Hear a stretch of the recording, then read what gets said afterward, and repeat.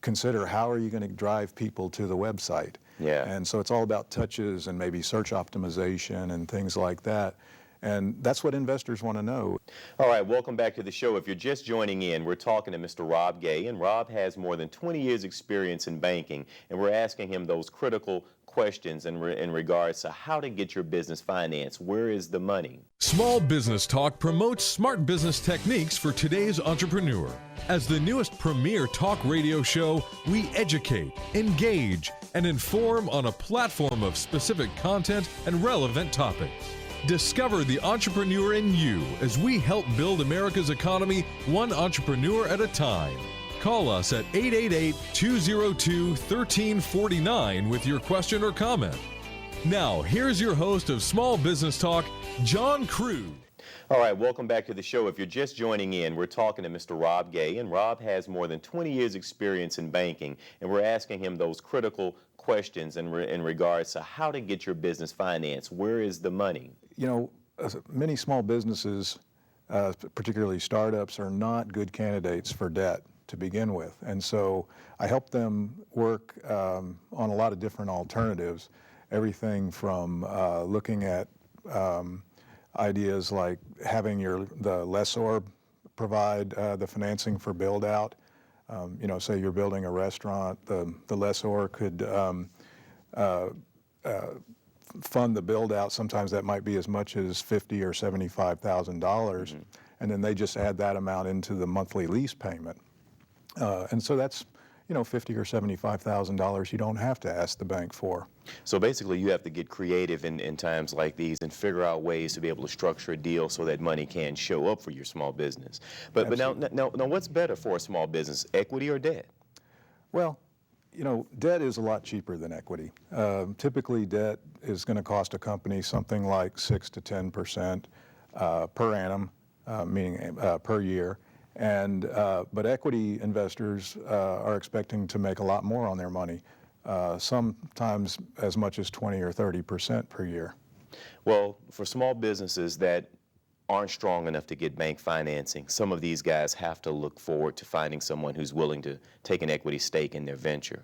Now, how do you help someone structure a deal where they get an equity infusion of cash, but they don't have to give up all the control of their business? Well, you know, sometimes you have to start very small with a startup company and fix one major deficiency, all right? For instance, when Apple Computer got started, they didn't have any money. They were starting out of a garage, and the owners, Steve Jobs, sold his VW van for $1,500, and Steve Wozniak, the technical guy, he sold his TI calculator for another $500, and they took that $2,000 of seed money, and they had one major problem. They didn't have a prototype to show anybody yet.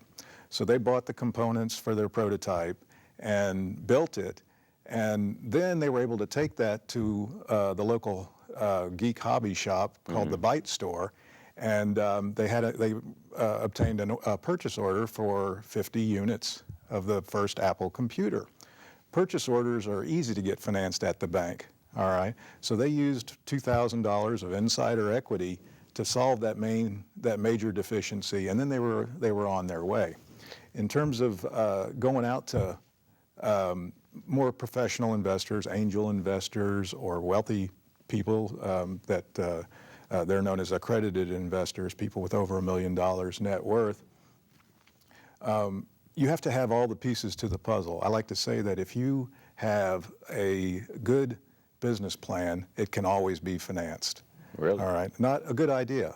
That's the major distinction, because good ideas are plentiful, but you have to have a complete business plan that looks at how you fit into the world, you know, how you're going to market it, how you're going to compete against your competitors, how you're going to staff it, you know, and then what kind of returns are you going to have. And so it takes a lot more to develop a fully financeable plan than just having a really great idea.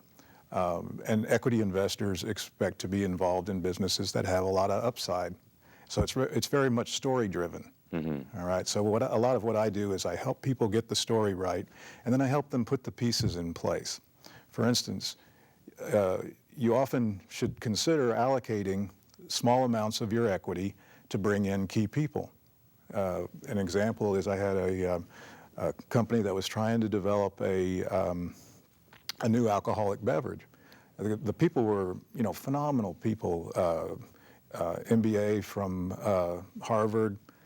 His wife was NYU masters, and but they had a couple of crucial deficiencies. One, they didn't really have the product yet, and secondly, they didn't have any experience in the liquor business, which is a very complicated business.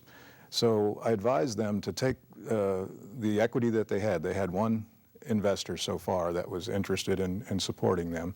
I said, take that equity and create the product, all right? And they even went beyond that. They used small amounts of their equity to get legal work done. They used small amounts of their equity to get a marketing company to create the bottle and the advertising design.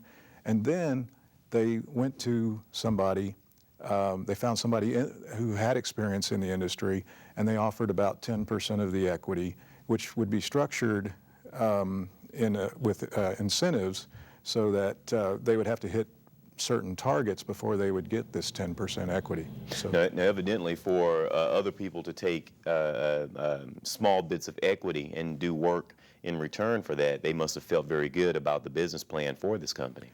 Yeah, I think they did. They had a solid business idea, and they had a solid business plan, and they showed really how the company can grow over the next 5 years.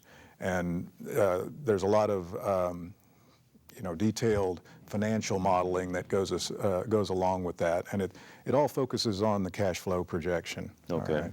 Now, one of the things that we didn't mention when I started the show today is that you are a SCORE counselor, and you're one of the guys who donates his time to small businesses to help them structure themselves properly, especially as it relates to developing a sound business plan. Now, how important is that business plan in your ability to get financing? It's fundamental, all right? You have to have that plan. I counsel people, it doesn't have to sound like, you're a Harvard Law School graduate. It's about telling the story. So you have to sit down and, in a very almost conversational tone, tell them how this business is going to work, who's going to own it, what the products are that it's going to provide, how they're going to be priced, how you're going to compete, and how you're going to market. For instance, if you're going to be a web company, you need to consider how are you going to drive people to the website. Yeah. And so it's all about touches and maybe search optimization and things like that. And that's what investors want to know, is that they want to know all of the pieces to the puzzle. How are you going to make this thing happen? And that plan has to definitely encompass all of that. Right. We're going to take a short break. When we come back, we're going to talk more to Rob, about how to get your business financed, where you can go, and what pitfalls that you need to watch out for. Stay with us. We'll be back in a moment.